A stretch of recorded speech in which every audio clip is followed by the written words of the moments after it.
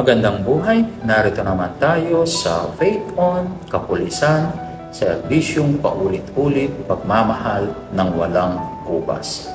Sabi nga po sa letter to the Hebrew, chapter 13, verse 5, dahil sa pag-ibig ng Diyos, tayo'y may katiyakang hindi niya tayo iiwan ni pababayaan. Ito rin ang inspirasyon ng ating kapulisan.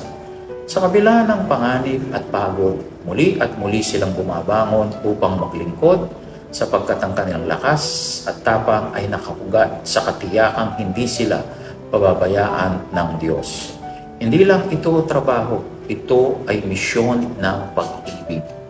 Ang ating kapulisan ay tinatawag upang magsilbi ng paulit-ulit, hindi lamang bilang tungkulin, kundi bilang pagpapakita ng pag-ibig na nagpugat sa Diyos na siya pag-ibig. Ang kanilang walang sawang paglilingkod ay refleksyon ng pag-ibig ng Diyos. Hindi napapagod, hindi nagkukulang at laging handang mag-alay ng sarili para sa kapakanan ng iba.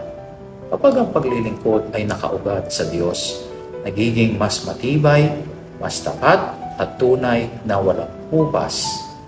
Sa pagmuli, samahan ninyo po ako sa isang maikling panalangin sa ating mga kapulisan. Sa ngalan ng Ama at ng Anak at ng Espiritu Santo. Amen. Panginoon, Ikaw na pag-ibig, patatagin mo ang aming mga kapulisan upang patuloy silang maglingkod ng tapat, may malasakit at may pusong nagmamahal. Amen. Sa ngalan ng Ama at ng Anak at ng Espiritu Santo. Amen.